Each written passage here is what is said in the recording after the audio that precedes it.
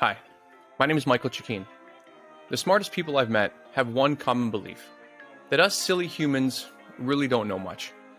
For example, we still don't know why planes stay in the air, or how Tylenol or even gravity works. Yeah, gravity. Look it up.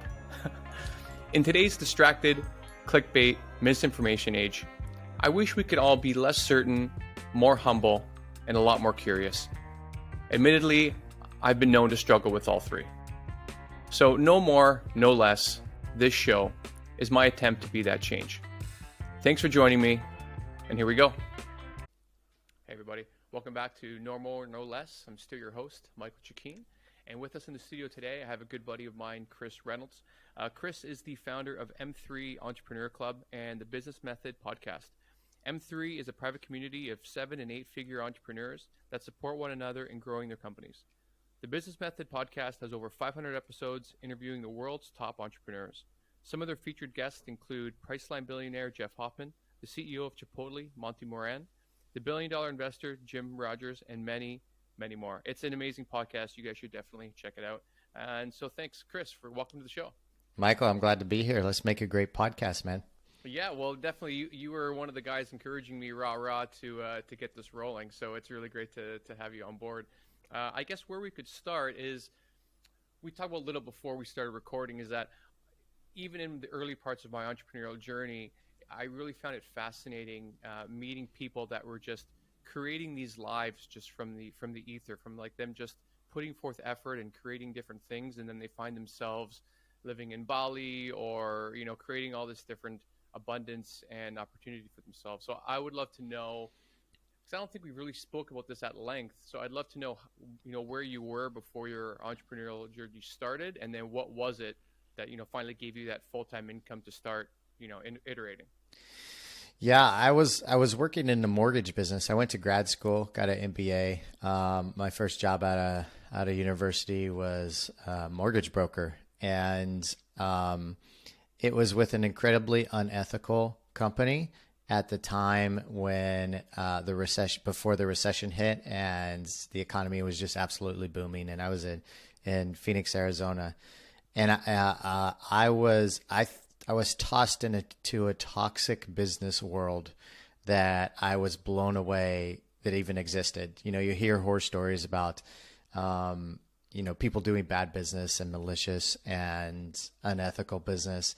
But I got to see it firsthand right out of university, had no idea what I was getting myself into. And I could only tolerate about, I think I just inherently knew this wasn't a good way to do business, and it wasn't an ethical place to be around. So eventually I had to leave, and I left. And one of the things that helped me leave was that I got involved in a network marketing company, and that was 100% opposite. It was an incredibly positive environment and full of people that were trying to build one another up and support one another and teach each other ethical business skills. And so for me, it was like a breath of fresh air to get to be in that network marketing company. And we were selling real estate investment education. That was our focus. And I love that because I could implement business skills. I knew I wanted to be an entrepreneur. I could grow. I could be in the personal development area as well. And that was my first business venture. Unfortunately, the recession hit, about 2008 recession hit about a year later after joining that organization, and the credit line dried up. It was hard for us to enroll anybody, and the company ended up going bankrupt, and my finances were completely upside down. I could barely even pay rent. And so then I'm like, oh, what am I going to do now? And so I picked up the book around this time, The 4-Hour Work Week. And just like so many of us that are in this life or in these circles that like us, that book was definitely a benchmark in my life that shot me in a new trajectory. And I didn't just read it once, but I used it as a study guide, and I read it a second time, a third time, a fourth time. I even bought the CDs because this is back in the day when we had CDs, Wow. and There were CDs for the four, like, and must there have had were like so there many were highlights, a bunch of folded corners. there were yeah, and there weren't in the book, but you could buy the audio, the CD audio separate. And I bought those, and I bet I listened to it 12 times, Mike, and I just loved it. And I knew this was going to be my life. I had a good friend at the time who would just like scuff at me. He was like, "This is all BS, this is ridiculous. Like that's not." Actually, a couple good friends, and inherently, yeah, Before you go past the 4 hour work week, I just want to touch upon the things you said before that, because it's amazing in our 20s, like unless you have a path in front of you, like you're going to be a doctor, a lawyer, like something of these professional capabilities, then whatever your first job is, like you kind of have to figure out if it is good or not when you're in there. yeah, Like I can imagine you're in that either boiler room environment or whatever the mortgage, the unethical mortgage brokerage that you were worked for at. They must have been like, yoga teacher, butterfly salesman, you're approved for an $800,000 mortgage. Go ahead. right, Because I can only imagine during that time, and it's at that young an age, it's really hard because you start making good money, and you're like, I'm feeling accomplished. I can buy things for myself. I can pay rent, and then you're like, wait a minute, what's this feeling I have? It's a little gross. I'm not really sure but it's hard at that age because you have to make a really tough decision between like making a good living, which means like making yourself and your friends and your family proud, yeah, but also like being like, oh, this really isn't good. I shouldn't be doing this. And then it's good you found like network marketing that was a positive experience. I'm sure we've all heard people with the opposite, but I've normally, because I went to a bunch of those meetings, I never actually followed through with it, but all the people in there, they're believers. Like they're people that really want something different and new in their life, and they're willing to, just reach out and learn about a new opportunity. So like the people in there, I've really, really enjoyed meeting. yeah. But sometimes like you get some of those that are pretty ugly. So I'm glad you had a good experience. But getting back to actually, when did you end up leaving the brokerage, or did it end up going under? No, it kept going. Actually, I don't know. I think it may be still open today. It didn't go under. They survived the recession, but I ended up leaving. I was just like, before the recession hit, I was just like, I can't do this anymore. Like this is just not a healthy place for me to be. And really, the network marketing company was the thing that really just gave me, like, it was a straw that broke the camel's back. It gave me a reason. It's like, okay, I see a path with this group. Let's just move on because I don't like being here anymore. That's amazing. Yeah, I was working for a giant conference company, and I like the people that I work with, and they give me opportunity to work overseas for a few months. But when I came back from working in the UK, I had to commute from Hamilton, which is outside Toronto, into Toronto. And it was, honestly, it was a hellscape. It was like up at 6, on the train by 7, at work by 8:30, and then I'd have to take the 5:30 train home, and luckily I'd get home by 7:30 or 8. So I'd have an hour, 2 hours for myself, and then I have to go to sleep. Like I just couldn't imagine my life continuing on like that. And so I remember I was in bed one night, and I was thinking like, okay, who's the person I respect most in the company right now? And it was my director at the time, which is a lovely guy.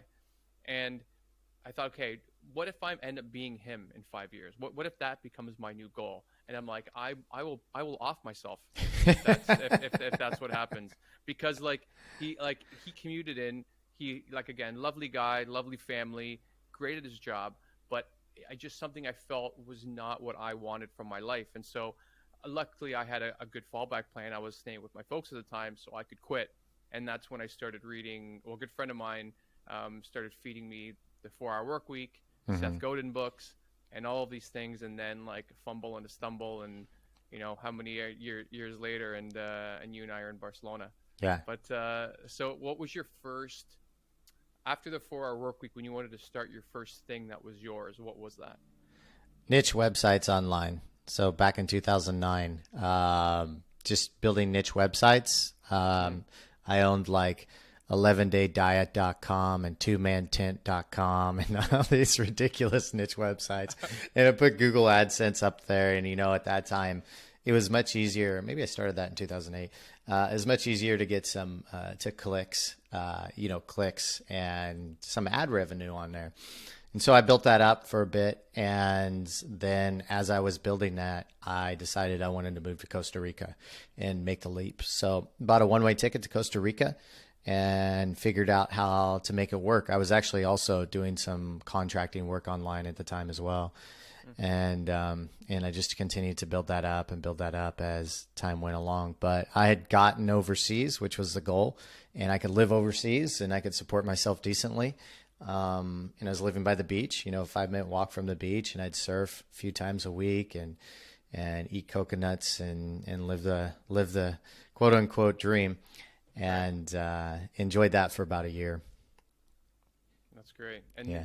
How did you decide it was time to move on from Costa Rica? Because I think we've all seen people that have, you move to a place like Chiang Mai is a pretty popular one, where you end up in this lifestyle where the cost of living is quite low, and so there's not much demand to influence you to want to push your business or to pivot to a different business to try to make a living so you could live in a Western culture or closer to home or something that's not so far off the beaten path. So when did you decide to?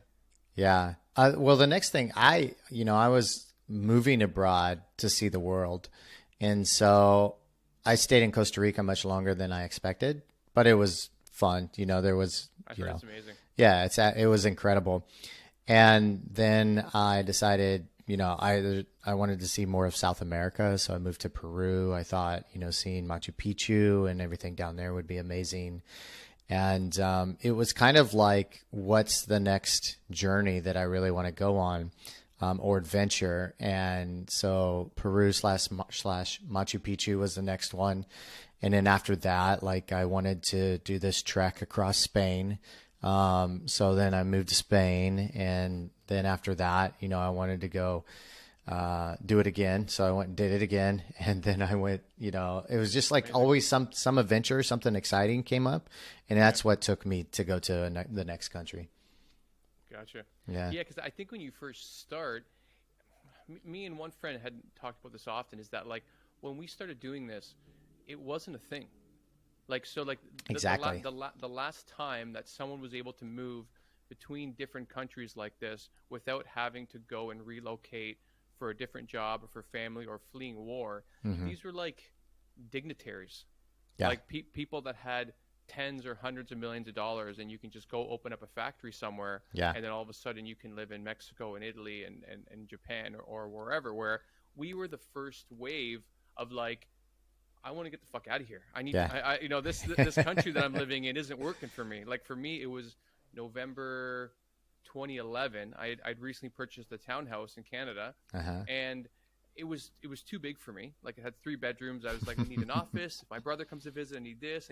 But then 2 months later, I'm I don't want to clean this place. Exactly. It's snowy and dark and miserable outside.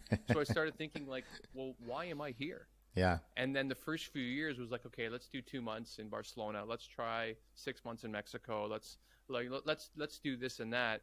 And even after a year in Barcelona, I came back, and it was a misery until I moved back to Spain, because you kind of out experience yourself from your home country sometimes, depending where you're from. Yeah. So I guess leading into that, at what point did you want to be more stable? Because I know now you seem you're at least 6 months somewhere else, and it seems Barcelona now you seem you want to plant the roots.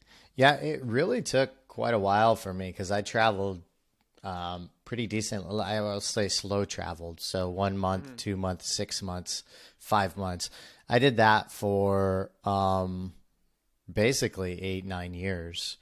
And it wasn't until I found a couple places that really made me not want to leave them, to where it was okay, now I've found what I think can be a home. And before, it was kind of me unconsciously just looking for that place, because I was going here for business or there for a conference, or to this country for something that's going on and staying here, and or getting into a relationship and going to stay in this country for a while. And a couple things happened, of course, like COVID hit, and I stayed 2 years in Austin, and that gave me a reality check that, one, I didn't want to be in the United States, and two, it wasn't so bad if I had a place consistently for a couple of years, and three, it also made me miss where I really wanted to be, which was Barcelona or Italy, which is what I'm doing now. Right. That's really great. That there are so many stories that have come out of COVID for people to kind of reassess their life, either what they're doing with work or where they want to live, the person that they're with. Like there's so many things that come out of like being put under that pressure, that existential pressure.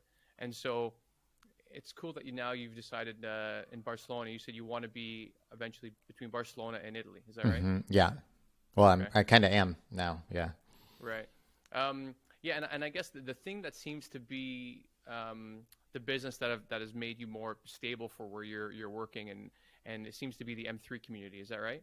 Yeah, for recent times. Before, I've had courses online. I've done coaching. I've done a handful of things by niche websites, Entrepreneur House. But yeah, more recently is M3, which, as you mentioned earlier, is a community of entrepreneurs that have higher net worth businesses, and mainly bootstrapped entrepreneurs that live like us, kind of have been around the world, live in different places, and seeking a like-minded global type of community. Cool. And when did that start, and what was the impetus for it? Like, how did you decide? Because as you know, like, I'm having a bit of a pivot right now for new things that I'm starting and kind of moving away from e-commerce. So I'm curious, in the transition period when you were like, okay, this thing that I'm doing here, either the life cycle of this is done or my interest in is it done, and then you moved over to M3. Can you speak more to that? Yeah, it was. I mean, again, COVID, it made such a shift for so many people, and especially in the online business world. Because the first 3 months when COVID hit, people were just absolutely shitting their pants, not knowing what to do with their businesses. Business had dried up, clients were dropping out, customers weren't buying necessarily immediately, unless you had a business that, was supporting prepping or buying toilet paper or selling toilet paper online or something like that, right? And so what I realized too, I was doing a lot of online stuff, but I was doing in-person events as well. And we had no idea how long COVID was going to last. I had to cancel my in-person event for 2020 that we had, planned in the early part of the year. I had speaking engagements, in Lisbon and Colombia, and those got wiped out. And so, it went back to the premise of 1 to 4 hour work week, but also creating a business that has reoccurring revenue, and just structuring a business in a way where things do happen, you're still going to be okay. And also doing something that I knew that I could do for the next 10 years. And so if we can, I think this is an important note for any listener. In 2009, I was selling on Amazon, and I did it for 6 months, and I was like, this stuff doesn't work. And if you think of, like, if I would have stuck with selling on Amazon from 2009 to 2019 or 2022, I would be in a much different place financially. Not that I'm in a bad place. It's just, I would be in a much different place. And so when 2019 hit, and I thought to myself, okay, over the past 10 years, what have I done that is really stuck, that even what was I doing a long time ago that if I stuck with would be, I would be in a better spot. And that was, selling on Amazon. And so I thought to myself, okay, what am I doing now that I know that I want to do for the next decade that will take me to where I want to go? And I had been podcasting, for now 7 years. I knew I wanted to keep that going and do that. I wanted to set a goal to do that for 10 years. And then also, I had been curating events for entrepreneurs, now for 7-8 years. But before, when I was making this goal, it had been about 5-6 years. And so I thought to myself, okay, how can I funnel this curation that I do for entrepreneurs and entrepreneur communities out there and make it into one business that can be sustainable over the next decade and offer an incredible amount of value for the people that are part of it. And so COVID hit. We immediately launched masterminds to help a bunch of entrepreneurs through COVID, and 72 people signed up. And then we turned that into what is now M3. At first, we didn't know it was going to be a community. It was just masterminds. And then the members started saying, hey, let's go do something. Let's do a live event. And so I threw a live event and then created a Slack channel for everybody to communicate on a regular basis, and created some more things. And it's evolved into a community now, which is great because because it's kind of like a perfect business model for me and what I want to do, and my business partner as well. And then for the members, they're just, raving about the value that they get. And we just did an event in Morocco, and we took a bunch of people, and it was their first time ever to Morocco. And we stayed in, rode the camels in the Sahara Desert and stayed in a desert camp and did a luxury trip there, adventure trip, and people just love it. So that's the combination of M3, just based on like my life experiences and business experiences, to to like funnel that into something that can be over the long term without wanting to do anything else. So, and how many people are in the M3 membership now? Now, currently, we're just like shy of 20 members.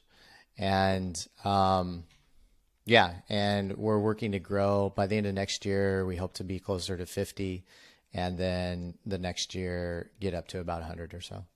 That's great. And is it hard bringing in new clients? Because I know like there's Frontier Club that I was a member of a while ago, and there's EO, and there are a bunch of different entrepreneurs clubs that are showing up. How are you finding, like aside from the podcast, is there any other way you're bringing people in? It's really, my partner and I were both really good at warm networking. And so we have a great network amongst ourselves. So that comes through word of mouth. And the vast majority have actually joined M3 through word of mouth. Then we also have the podcast that brings people in. We write for Entrepreneur Magazine. That's another little funnel. We go on podcasts and talk about M3. But the main thing is really just word of mouth. Right. Cool. And from getting back to expat life a little bit, what have you found while building different businesses or projects you've been working on? What have you found the most fun and the most challenging during this time? Because I know for me, like when I had the organic tea company, at one point I was in Bali, and shit was really hitting the fan with Amazon. Like our account was suspended for no reason. So I had to go and, get all these things notarized that, we weren't selling fraudulent material, that we had a supplier that was real. Like, I guess it was a competitor that was trying to mess with us. It was a real nightmare. And so like, I'm trying to have a fun time in Bali, and I'm on this little scooter my friends got me, and I've got to go find a lawyer. I've got to get like all these things. So like the adventure I look back at fondly, but at that time it was like, can you give me a minute, please? Yeah. So I'm wondering what you found running around for 8 or 9 years like that. Yeah, it was, I don't know. It worked well for me because the way that I operate, like I never really go to another country unless there's a purpose behind it. And quite often it's a business purpose. So I would go to a country, and like I went down to Thailand for 5 years straight for a conference that was there in October. And I would just end up staying 2 months in Thailand every time I went. And so it all piggybacked off one another. And plus, because I was doing, of like curating events for entrepreneurs and services for entrepreneurs, everywhere I went where there was entrepreneurs, it was like a target market for me. And so it's much different. You're running a business online, and you need focus and productivity because you've got to pay attention to what's happening with stuff on Amazon. And you need to be it helps to be in one place at least, and travel gets in the way. Where for my lifestyle and my business, travel added to it. And so, of course, there's times where I'm like, oh, I'm tired of traveling so much or being here and there. But as long as I had a community of entrepreneurs that I was around, really, I kind of felt at home. And that's how I knew like that was one, my superpower, but also what I really enjoyed and what I needed for long term. Another reason, like, here in Barcelona, we have a decent group of entrepreneurial friends. And so if it was just me and you here in Barcelona, it'd be lonely, even though we'd have each other, we would still long for some more entrepreneurs to hang out with and talk business with. And so that's also the thing that got me out of Costa Rica, because there was no entrepreneurs there. And I met one, and he lived like 3 hours away. And especially like entrepreneurs like us, online entrepreneurs. And at the time, this is 2012. And so, and I was really lonely. I lived in Costa Rica. I had the dream life. I had the 4-hour work week, almost without the 4 hours, but I had the location independence. I could surf when I wanted to, enjoy the jungle and travel, but I was lonely because I was like, there's no people like you there. There's no group of entrepreneurial friends, which got me out to moving and traveling more and finding that eventually. Right. Yeah, that's the thing I thought about recently in Barcelona, because I had considered moving back to Lisbon. I was there for a couple of years, and I have some really close friends that are there. But recently, I've been thinking that I will end up sticking around in Spain, because there are people like you, and also people that I met through improv that have become some of my closest friends. There's another Italian Canadian guy that lives a 5-minute walk away from me, and him and I are good buddies. And so community really counts for a lot. And I've definitely taken notice because I don't know many other people that have done things like this as I have, where I moved to a new place and I try to basically just collect a bunch of friends in a group that I can bring together for like parties or dinners or whatever, until I met you, and you really go after with these entrepreneur dinners. And even we were playing volleyball last weekend. And one thing I was really like, I remember in the moment I was thinking like, these are all really great people. Like, yeah. It's not like, and I've seen other things in Barcelona where like you get these hodgepodge expat groups, where I don't know, it's kind of hit and miss. And even in non-expat groups, even just at home, you go to a party and it's hit and miss. But I remember thinking like, everyone here is just so nice, so like friendly and switched on, that it was really lovely. So I have to give you credit for being able to build such a community in like a foreign country. Thanks, man. I appreciate that. And so like, what do you, actually, maybe you can tell us a little bit more about your Italy venture that's been new on your list right now, and kind of what you want to create. Because when you first told me about it, the first thing I loved about it was like, this is a huge undertaking. Awesome. And, yeah. And I love that you were like, I don't know how this is going to go.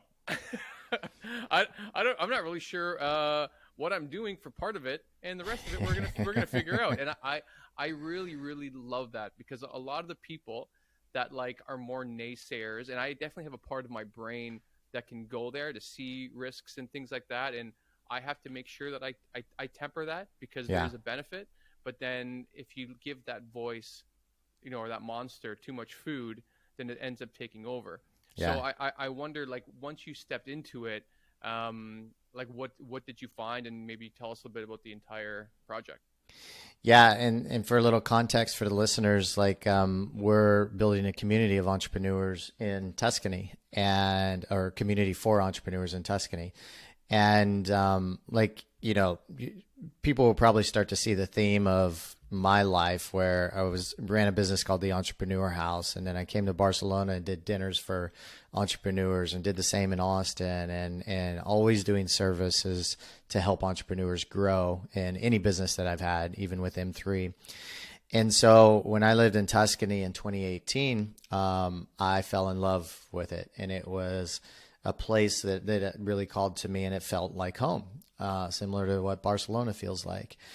And I thought to myself, when I was back in Austin for the COVID years, like, I really missed Barcelona and I really missed Italy.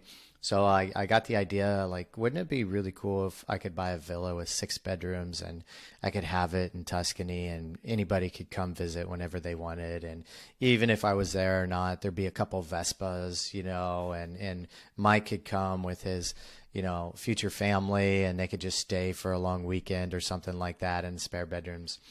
And then I interviewed the founders of Powder Mountain. They're the founders of Summit Series. They also, and what they did is they're a large community of entrepreneurs.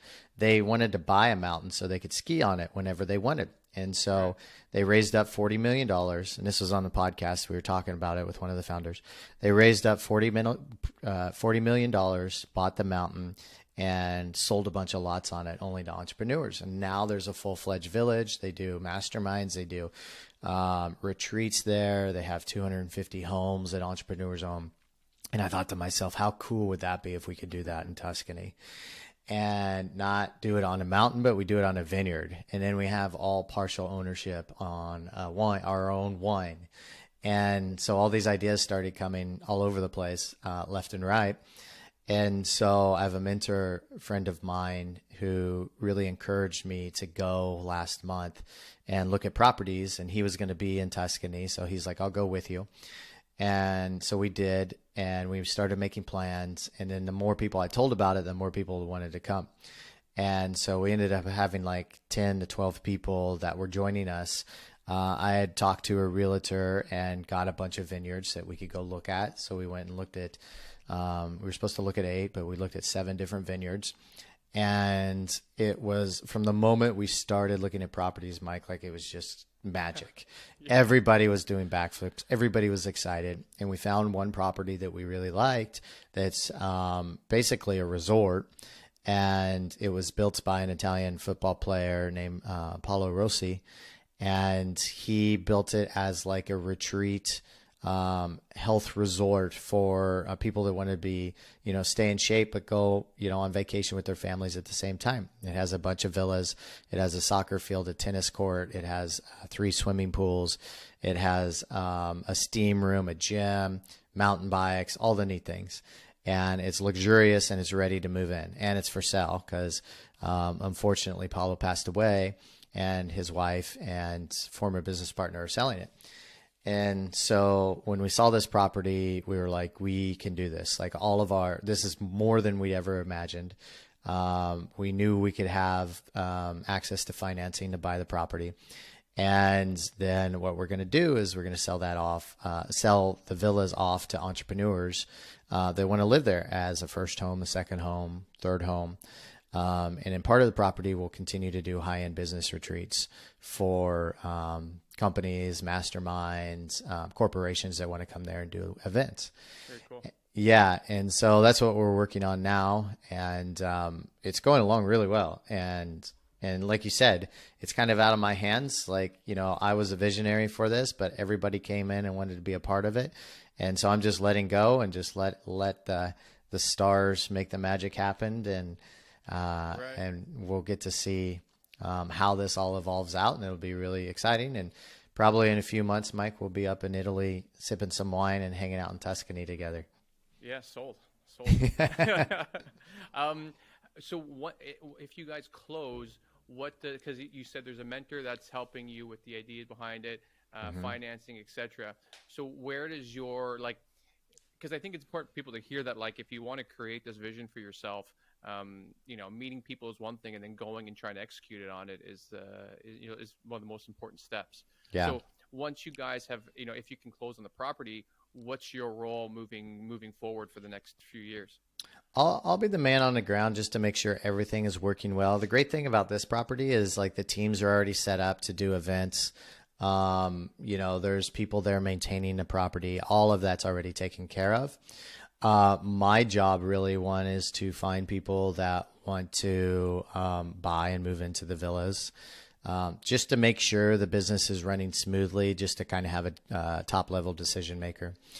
And then because most of the people involved are based out of North America, I'll be the person close enough to Italy if I need to fly over or spend a month there or whatever. I just hop over and stay there and making sure the business runs smoothly. And again, it's a business that's on top of a business. So we look at this like I'm a firm believer in focusing on one thing, right? And however, you can stack your what you work on to benefit multiple different things and areas of your life, right? So for example, there's a lot of people that are serial entrepreneurs. They can't just focus on one business, but what they can do is focus on a company that owns an umbrella of businesses, and they can focus on their superpowers, maybe developing high performance teams and putting the right people in position so they don't have to focus on the day-to-day of businesses, right? And so we look at the Italy project and we look at M3 and we look at my podcast. I bring in people that would qualify for M3 to come on the show, that would qualify for M3. They'd also qualify to be a part of the Italy project. So I'm building the network there. M3 needs a place to do retreats, especially in Italy, because I love it there and I'm going to be spending a lot of time there. So we have a place in Italy to do retreats. A lot of M3ers would be interested in buying a place in Italy, and the people that come to Italy would be interested in M3 and coming on the podcast as well. So it's like doing one thing that's three things that benefit all one another together, to where my time and energy isn't split off into three different businesses, if that makes sense. Right. Yeah, it totally does. I think it's a great vision for yourself, a little Trinity triangle for yourself. I guess an amazing part of the Tuscany project is that if you can create this kind of like pinwheel that keeps spinning to keep people coming in, that because I think you mentioned you're going to add a whole bunch of amenities to the property where it'll be even more enticing for people to come there. Because I think you said like, yeah, during COVID there wasn't much going on because there wasn't much travel, but now that that's all over, people can, go there and maybe there'll be like, a top of the line gym and a sauna and a plunge pool and all these things that I think more entrepreneurs they're looking for these higher end establishments to go in, so you can kind of plug into a community right away. Yeah. And you can have everything there that you're going to need that you wouldn't have if you just get a regular Airbnb or like, because are you guys also going to list on Airbnb as like this 5-star sort of?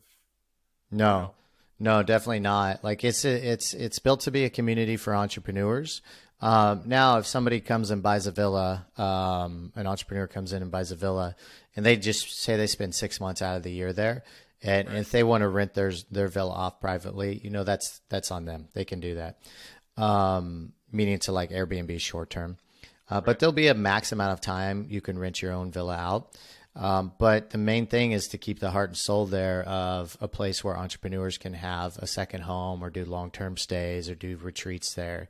Where you said as well, the great thing about this is because it was built by an athlete, he had all those things in mind. So we've got the steam room already. We've got jet pools there already. We've got lap pools. We've got tennis court, soccer field. We just need to add in a little modern, updated biohacking stuff, right? So we throw in a cold plunge. We put a regular sauna. Maybe all the villas, we put a private jacuzzi in there for each of the villas, and boom, it's done. It's like already a world-class facility. So, and that won't cost that much extra to throw that stuff in. And so that's the focus, add a few new modern gym pieces of gym equipment, and we're ready to go. Like, it won't take that long at all. Right. Yeah, that's amazing. I can't wait for us to be sitting in those olive orchards and discussing how you pulled it all together. So that's terrific. I guess I want to be respectful of your time. I guess if you're speaking to someone who's 18, early 20s, and they were first starting on their own entrepreneurial journey and they had no idea where to start, like what would you recommend to people that, because like again, you threw yourself into the deep end as did I, and like there was a couple of years of breathing like this. Breathing with my head just above water, treading water, right. yeah in a few ways. So I'd love to hear what advice would you give to a new entrepreneur that wanted to carve his own path? Well, especially if you're young and you're maybe in your teens or early 20s, like just go for it and go after it, because there's so many examples now, especially in the digital world, of entrepreneurs starting off young and doing really well for themselves because they decided to focus only on that thing, maybe not even go to college or university because of that. Mr. Beast, is one of the biggest YouTubers on the planet right now. Started when he was 12. He's like 24.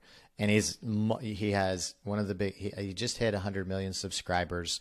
Has an entourage of him and his friends and go around and they do whatever they want for YouTube content. They even built like a Willy Wonka chocolate factory for one of their videos. They built it because they had enough money, right?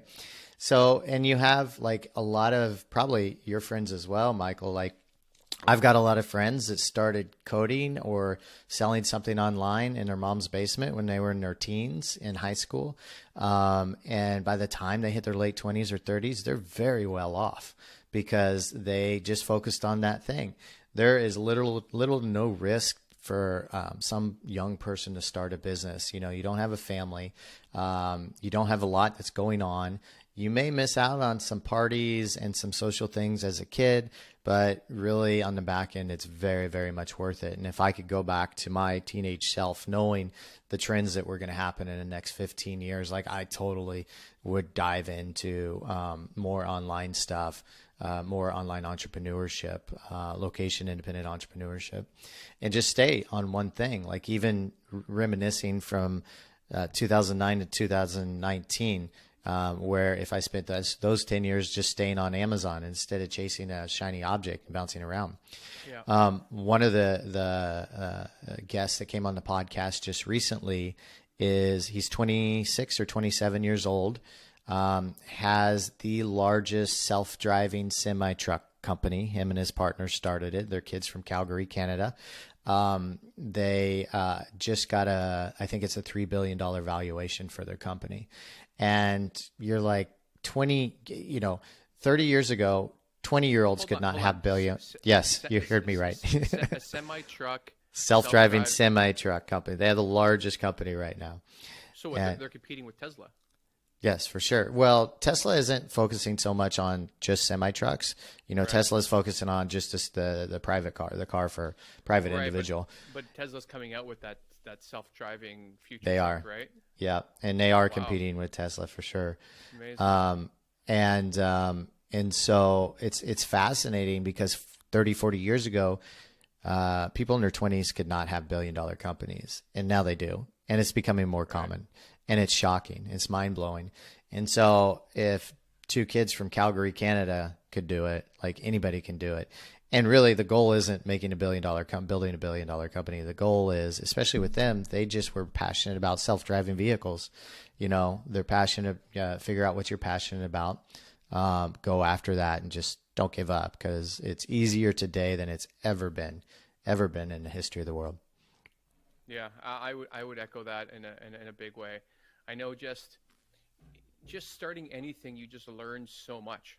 I remember 10 years ago, I did an online shop with a girlfriend I had at the time, and it was a kind of a silly thing that she wanted to sell. It was like their hair extensions, hair feathers, sorts of things, and like it worked for like 6 months, and then it was like kind of like it wasn't extensions, it was like hair feathers, so it was a trendy thing. I just did it for to see what it was.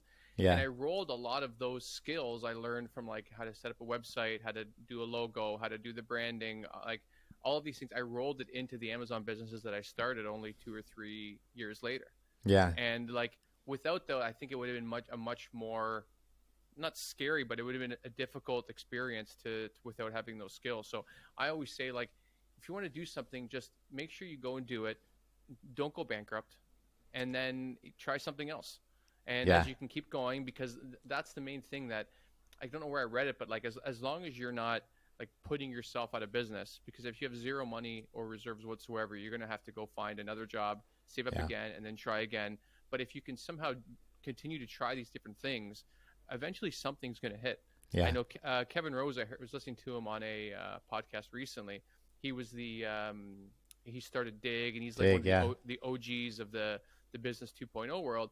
And he's got, 10 businesses now that are doing well. But on the podcast, he was saying like, yeah, like I just spin something up. I spin a team up if I want to try something else, and we see how it goes. And Yeah. if it goes well and if it goes high growth, then we give more resources to it. If not, and it clicks along, we think if we just want to maintain it. And if it fails, and we keep going. And I Yeah. think that's one thing that I really have to keep close in mind, because when I start these new projects, and even before it was even worse, I'd be like, if this fails, like what's going to happen? But the idea is that, like, this is just going to be an experiment, Yeah. and you're going to see how it goes, and check your, have checks and balances to realize, like, okay, I'm not going to go to zero on this. I'm going to give it a go. I'm going to learn new skills, and then move on. That's what I'm doing with all of these, like the podcast, a newsletter I'm starting, and then the brokerage as well. Is that, like, I'm just going to do this as an experiment. I'm going to acquire the skills. I'm going to go out and get clients, and if it goes well, great. If Yeah. not, we'll see you next time. you know, Yeah. and moving on. But it's hard to take those licks. I guess. So I did a bait and switch here, because I do have one more question. Okay. No problem. When you're coming up against those tough times when something isn't working, or you realize that you need to pivot, like let's say during COVID or whatever, what sort of mental models or mental exercises did you find that really helped keep you afloat and just moving forward to be like, okay, this is going to be okay, I'm going to figure it out? Two things that stand out. One, I'm a seasoned entrepreneur. Both of us are seasoned entrepreneurs, so we've been through plenty of ups and downs at this point. I went through a recession in '08, where my car got repoed because, I didn't have money to pay, because I was in that network and marketing business. I didn't have money to pay that. It's hard to pay rent. And so that definitely thickened my skin. Also knowing and understanding the fact that, business and so much, and life as well is a game.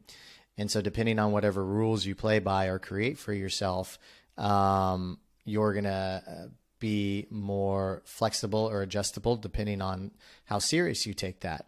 So for example, like, you and I could start a business and it fails, and it doesn't mean anything about us. It's just like, okay, that was just the thing I tried. It's done. It's on to the next one. Whereas somebody first starting out, they start a business and it fails, and it's devastating to them. So it depends, like you and I are playing a different game, because failure in a business doesn't mean failure. It doesn't mean anything about us. It's just the next step to success. Whereas somebody else has different rules for their own life and business, where failure means devastation and, lack of financial recovery, and that they're not financially responsible, and yada, yada, yada, the story. Right. And then the other thing really is like meditation. Like I don't take any action in business or my life as well, unless I usually meditate on it first, or have an inherent intuitive feeling like this is the right thing to do. Of course, the numbers have got to work out. It's got to be the right time for a certain type of business. It's got to be something that's in alignment with myself, and it's got to be something that gives value to the world.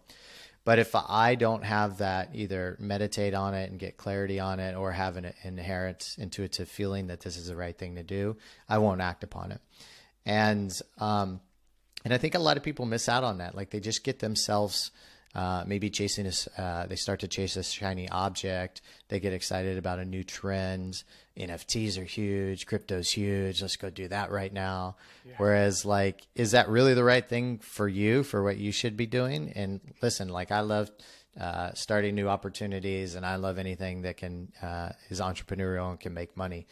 But at the same time, you can spend, and I've done it, years of your life chasing the wrong thing, just because you're excited for it at one point, and you think it's going to be the thing that changes everything for you, but it's just a trend, or it's just another shiny object. Whereas, like me, if I stuck with selling on Amazon from 2009 to 2019, life would be a little bit different than it is now. So, just realize that losing a business and failing a business doesn't mean anything about you, and take some time to journal or meditate, or go for long walks to get clarity, to make sure you're spending your time and money and energy and years of your life working on a thing that really does serve you and serve the people that you want to serve. That's so great. Yeah, the long walks has been a big one for me as well, because sometimes when you're around people, so often, or even you're just in your house and you're working on stuff all the time and having calls, like you don't have that moment to like breathe. And I think it Yeah. was even Benjamin Franklin says that he should take a lot of walks as well to try to like just I, I think just the physical action of movement makes you feel like it gets your mind moving, it gets your gets your creativity going, and you kind of maybe you come out of your brain a little bit and you go into your body, and Yeah. perhaps you can maybe I don't know. I like to think you can channel your feelings a little bit better because you're in your body and not in your head, kind of running Yeah. loops. But Yeah. yeah, I really appreciate it. I think a lot of people will benefit from advice like that. So thank you, sir, for joining me for this. This has been super great, Thanks for and having me I'll on. probably see you in a couple days. Sounds good, my friend. All Thanks right, for man. having me, Michael. Ciao. Thank you. Ciao. So thanks for listening to No More, No Less. I appreciate the time you spent with me today. So please subscribe and rate the show if you enjoyed it. It'll help me create more amazing content and get that next little bit of validation that I so deeply crave. If you did enjoy it, well, that sucks. But to make sure, I think you should listen to my next 10 episodes and then decide. I mean, come on. Rome was not built in a day. I'm just getting warmed up here, guys. So thanks again. See you next time.